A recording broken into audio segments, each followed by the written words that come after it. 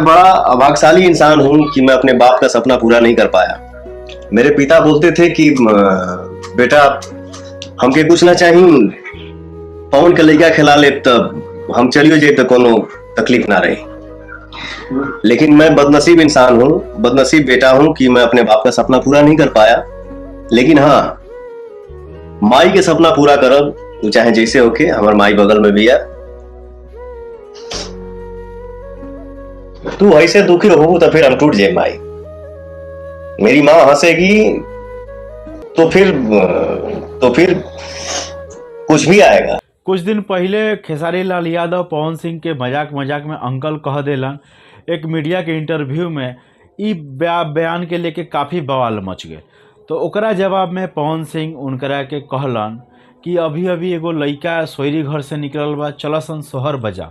ई बयान भी तूल पकड़ लेलस। कुछ दिन के बाद में खेसारी लाल यादव एक ऐसा बयान दे देलन जेकर समर्थन केहू ना कर सकल बा कि पवन सिंह अगर मरियो जइहन तो उनकरा घर में सोहर ना बाजी। सबसे पहले वो बयान के हमनी सुन लेवल जा।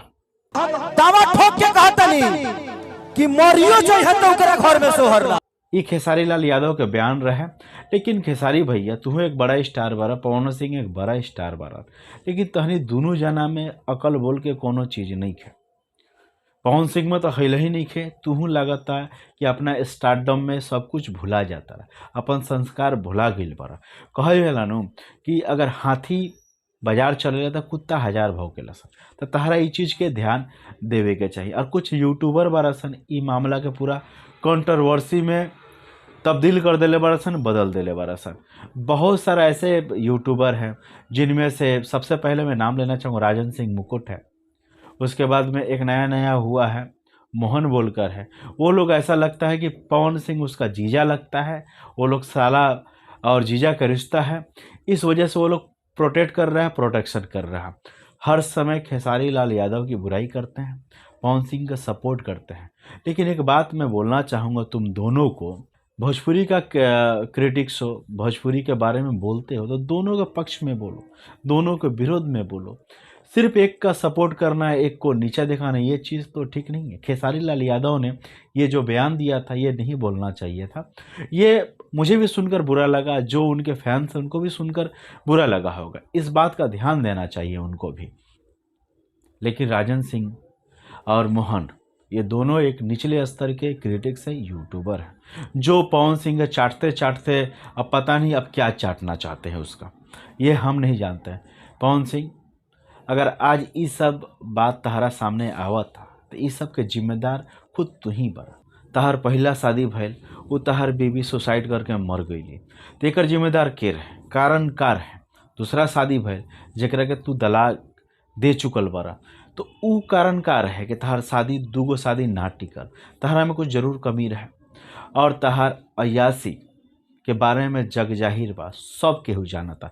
ये तहार चमचवा अयासी के बारे में ना बतावेला सन, खाली तहार चमचई करे में लागल रहेला सन। अयासिया छोड़ द तो तहरा ऊपर में केहू उंगली ना उठाई। ई करत रहब तो तहार बदनामी होत रही, और दोसर केहू के बात के जवाब देवल बंद कर।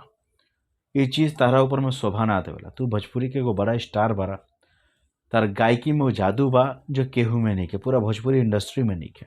लेकिन हाँ, सिर्फ गायकी में, acting zero, dancing double zero, सिर्फ गायकी में बा।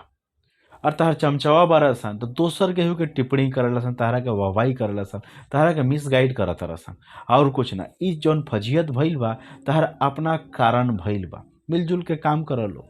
भोजपुरी के दो बड़ा स्टार अगर चाहो तो का ना कर सकल बा। तो चमचा के चक्कर में मत पड़। तू सोहरे बजावत तारा आऊ बोलत रहन कि तू मरियो जेबे तो तहरा घर में सोहर ना बजी। ई कब तक चली?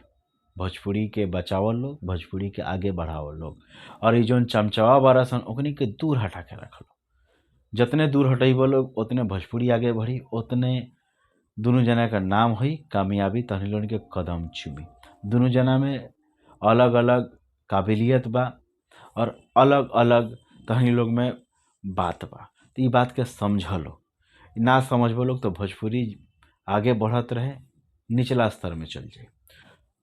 तो चलो फ्रेंड्स, केकरा केकरा हमारा बात से खराब लागल बा, दुख पहुँचल बा, हमरा के जानकारी दलो, आ जरा नीमन लगल बा उहो जानकारी दलो। भोजपुरी इंडस्ट्री के कैसे इंसान आगे बढ़ा सकल बा ओकरो बारे में सलाह दलो कि ये वीडियो दूर दूर तक पहुँचो और एकरा बारे में लोग समझे के कोशिश करो कि का गलत बा का सही बा। तो चलो फ्रेंड्स, अगला वीडियो में फिर से मुलाकात हुई। जय बिहार, जय हिंद।